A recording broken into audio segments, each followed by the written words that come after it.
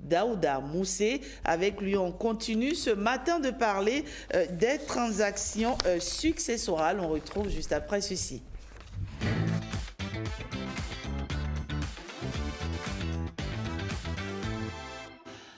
Alors, on clôt ce sujet aujourd'hui après avoir évoqué les dispositions pratiques administratives à prendre à la mort d'une personne qui a laissé des biens et énumérer les documents qu'il faut se faire délivrer pour protéger ou vendre ces biens laissés par le défunt. Nous répondons aujourd'hui à l'ultime question: comment la vente des biens immeubles issus de l'héritage se fait?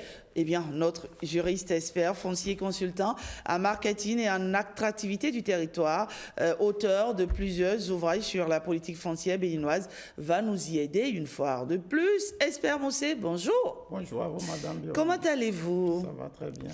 Alors, on y va tout de suite. Lorsque les héritiers sont parvenus à avoir tous les documents dont nous avions parlé dans les précédentes émissions, quand on est devant le notaire, comment se déroule la vente de la parcelle ou de la maison héritée? Alors, vous venez de le dire, madame Biomama, nous sommes là en face des héritiers qui ont fait toutes les procédures pour déclarer le décès et tout. Ils ont eu à avoir tous les documents qu'il faut. Et nous sommes là dans le cadre d'une achat-vente. D'un achat, oui. D'une vente, oui. J'allais dire, de biens immeubles issus d'héritage. Alors, nous l'avons dit, il faut soit prendre par le notaire, il faut soit prendre par le tribunal. Oui. Lorsque nous sommes dans le couloir du notaire, lorsque nous sommes dans le couloir du notaire, qu'est-ce qu'il faut faire? Premièrement, il faut déjà noter que tous les héritiers, sans exception, doivent être présents le jour de la signature de l'acte notarial. Mais alors, lorsque des héritiers sont empêchés pour diverses raisons, ils ont l'obligation de délivrer légalement, de mandater légalement entre eux des frères ou des sœurs pour la signature de l'acte. D'accord, on peut leur donner une procuration. Absolument, c'est le premier point. Alors, au niveau du deuxième point, il faut signaler que le bien ou les biens qui ont quitté, on va dire ça comme ça, le patrimoine de la personne décédée pour entrer dans les mains des héritiers ne doit pas porter juste là le nom de tel ou de tel enfant. D'accord. La mention sur les biens, sur le titre foncier, c'est les héritiers du feu patatras, je vais dire ça comme ça. D'accord. Tant que nous décidons que les biens restent en indivision. L'indivision, c'est, comme ça se dit déjà, c'est-à-dire c'est notre bien à nous tous. On n'a pas encore dit que le bâtiment A appartient à Jean, le bâtiment B appartient à Paul. Non. Chaque bâtiment appartient à nous tous. On parle de l'indivision. Et quand c'est comme ça, les biens immeubles, au lieu de porter, par exemple, Monsieur Jacques Ayassou, le bien immeuble, le titre foncier porte les héritiers du feu tel. Très bien. Alors, au troisième point, je suppose que le bien immeuble à vendre est en pleine ville. Donc, l'acte sera rédigé par le notaire après les contrôles d'usage. Après la signature de l'acte notarial, il y a ce qu'on appelle des charges fiscales. D'accord. Et là, ce que je veux dire est aussi valable pour vous, madame Biomama, si vous voulez vendre aujourd'hui au Bénin un bien immeuble, qu'il soit bâti ou non, les vendeurs auront pour charge le paiement d'une taxe qu'on appelle la taxe sur les plus-values immobilières, la TPVI. D'accord. Et puis, l'acheteur, c'est-à-dire l'acquéreur, aura pour la charge fiscal le droit d'enregistrement. Il doit aller enregistrer l'acte notarial. Bien entendu, il faut que la situation fiscale soit à zéro. Ça veut dire quoi? Vous voulez vendre un immeuble? Il faut au préalable avoir payé...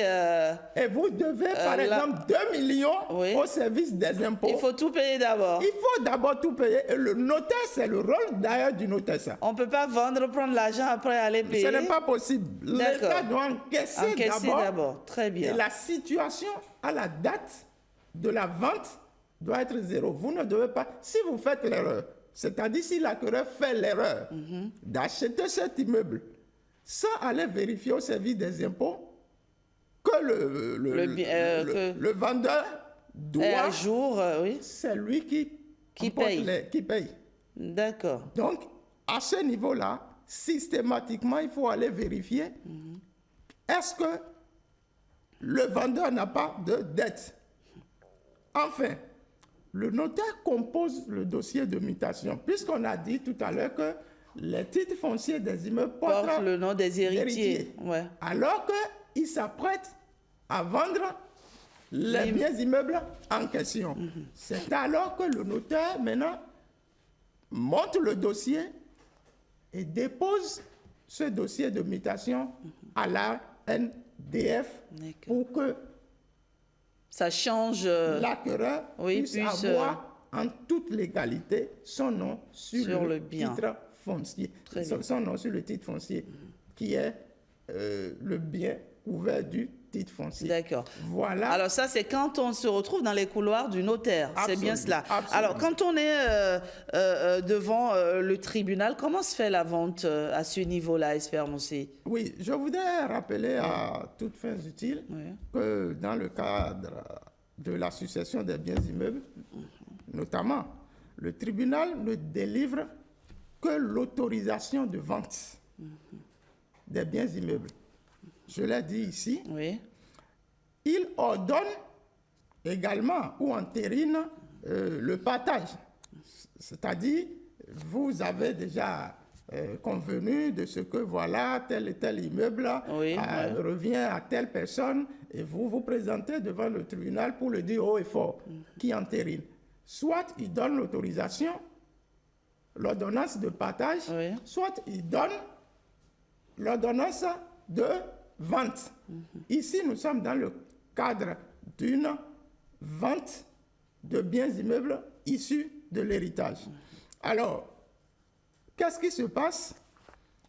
Il faut avoir déjà l'ODLS. D'accord. Il faut avoir déjà l'ODLS. Il faut avoir l'ordonnance de clôture de liquidation de succession. Il faut le quitus fiscal. Il faut l'acte de décès. Il faut l'attestation de non-appel ou de non-opposition. Il faut les documents de propriété de l'immeuble, le titre foncier, l'ADC, le certificat foncier rural, etc. Alors, lorsque les héritiers ont tous ces documents, il y a maintenant une autre audience qui est programmée au tribunal. Et c'est à l'issue de cette audience que le jugement, que le juge délivre ce qu'on appelle jugement portant autorisation de vente des biens immeubles. Et ce n'est qu'à ce moment-là que la vente peut s'effectuer? Du tout pas. La vente, légalement, peut s'effectuer, mais le trajet n'est pas fini. Ah d'accord. Il reste encore des étapes. Oui, puisqu'on vous autorise de vendre l'immeuble qui porte toujours le nom de votre feu. D'accord. Maman ou papa. Alors, vous devez donc vous rendre au tribunal, devant le notaire, sur la base du jugement de clôture ou de l'attestation de non-appel, devant le notaire pour que le notaire puisse se préparer à déposer l'ensemble du dossier à l'ANDF, l'Agence nationale du domaine et du foncier, puisque les biens portent le titre foncier, pour une nouvelle mutation. D'accord. Voilà un peu comment ça se passe lorsque on est devant le tribunal. C'est-à-dire, il faut que les auditeurs puissent comprendre que... Les téléspectateurs? Les téléspectateurs puissent comprendre que lorsqu'on ne prend pas le notaire, on finit à l'ANDF. Oui. Lorsqu'on ne prend pas le tribunal, on finit aussi à l'ANDF. À l'ANDF. D'accord. Par le biais du notaire. On ne prend pas l'autorisation de vente du tribunal et aller vendre directement un bien qui, juste là, vous revienne légalement, mais ne porte pas. Très bien. Alors, Espère Moussé, nous sommes dans un environnement où la plupart des biens immeubles laissés par les défunts ne sont pas nantis de titres fonciers. Alors, quand c'est comme ça, est-ce que ça rend la vente difficile? Oui, ça doit pouvoir rendre la vente difficile lorsque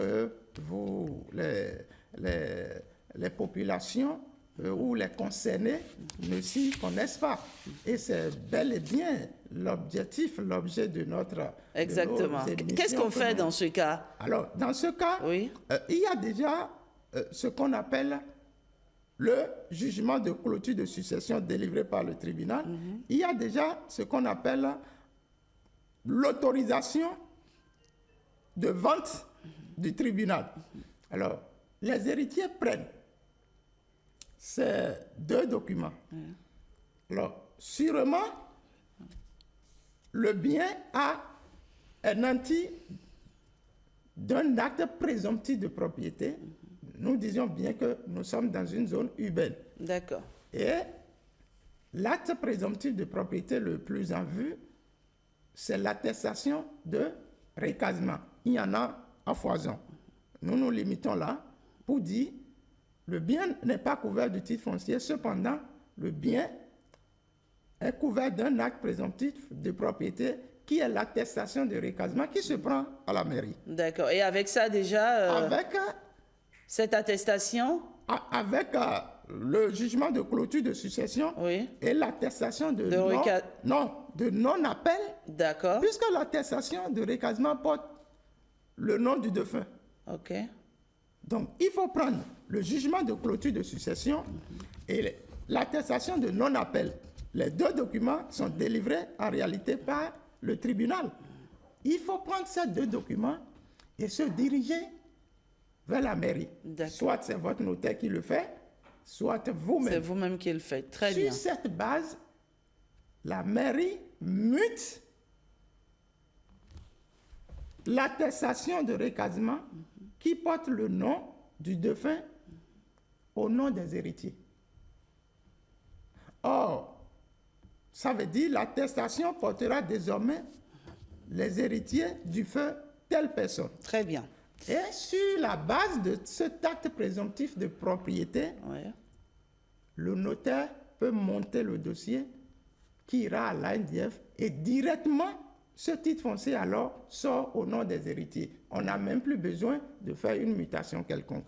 Voilà comment ça se passe lorsque le bien n'est pas muni d'un titre foncier à l'avance. D'accord. Alors, si le défunt, quelques dernières questions, si le défunt, par exemple, a des enfants, d'accord, celui qui décède, s'il a des enfants au Bénin, il en a aussi en France, et qu'il a aussi, on va dire, des biens immeubles au Bénin et en France, est-ce que les enfants qui résident en France reçoivent aussi leur part Oui, quoique... Où vous vous trouvez, si vous êtes un héritier, la loi vous permet de bénéficier à part égale. Au même titre que les autres. Au même titre que ceux qui sont au Bénin. D'accord. Donc, à cette question, c'est oui. Les enfants qui sont à l'extérieur. Et ceux qui sont au Bénin bénéficient. À part égale, c'est-à-dire les biens sont évalués en bloc et divisé par le nombre de personnes. Alors, nous sommes trois, c'est un exemple, un cas pratique. Nous sommes trois, papa décède, en laissant derrière lui, par exemple, 4 immeubles bien bâtis. On a décidé de vendre ces 4 immeubles. Alors, est-ce que la loi permet qu'un des héritiers achète l'un des immeubles en vente, pour finir? Oui, vous touchez du doigt ce qu'on appelle sous d'autres cieux le droit de préemption. Le droit de préemption, c'est cette... capacité donnée à l'État central d'acheter prioritairement une parcelle rurale que vous mettez en vente alors que vous avez déjà votre acquéreur. Est-ce que vous comprenez? Oui. C'est-à-dire vous avez une parcelle de 5 hectares et vous avez déjà votre acquéreur. Sauf que la loi vous oblige déjà à informer l'État que vous voulez vendre une parcelle de 5 hectares. Et si vous avez même 20 acheteurs déjà, et que l'État vient en dernière position, la loi priorise l'État. L'État, ça veut dire quoi? C'est ça le droit de préemption. Donc ça veut dire que l'enfant est priorisé? Ça veut dire déjà que l'enfant, puisque vous décidez de vendre les 4 immeubles, donc l'enfant peut préempter. D'accord. Oui. La loi lui permet. La loi lui permet de récupérer, d'acheter le bien de son paternel ou oui. Absolument. Mais la logique est que vous devez déjà vous exprimer en besoin de vendre. C'est vous qui décidez de vendre. Oui. Et l'enfant, maintenant, l'un des héritiers dit, OK. Je rachète. Je rachète. Oui. Mais là, attention. Si vous avez, par exemple, 4 immeubles, je dis de n'importe quoi, et que les 4 immeubles vous reviennent à 4 millions, et l'enfant n'achète pas ça à 4 millions. On se comprend? Oui. Oui, parce qu'il a aussi, oui, bien sûr. Voilà. Il a aussi sa part. Il a aussi sa part. Il faut retrancher sa part. D'accord. Et le reste que lui paye. Okay. Donc, légalement, il a le droit de préempter, il a le droit d'acheter. Alors, qu'est-ce qu'on dit pour finir avec cette thématique liée aux transactions successorales? Voilà. Merci à vous. Je voudrais rappeler aux téléspectateurs qu'il n'y a pas de richesse. Il n'y a pas de richesse sans la connaissance, et la connaissance, c'est dans les ouvrages. Nous n'avons pas l'intention de tout dire ici, compte tenu du temps, et tout ce qu'il faut est contenu, les détails sont contenus dans le précis du foncier, n'est-ce pas? Je voudrais indiquer à toute personne d'aller découvrir. Merci Esper Moussé, merci en tout cas pour ces conseils ô combien utiles que vous partagez avec nous tous les matins. C'est un domaine vraiment compliqué, hein. Tout le monde se retrouve là-dedans parce qu'on a perdu un oncle, on a perdu un père, on a perdu une mère, on se retrouve dedans. Donc finalement, on a vraiment besoin d'être informé pour savoir que faire, où aller, surtout pour ne pas se faire duper. C'est important. Esper Moussé, merci d'être passé aujourd'hui. C'est moi qui vous remercie. Allez, à jeudi prochain.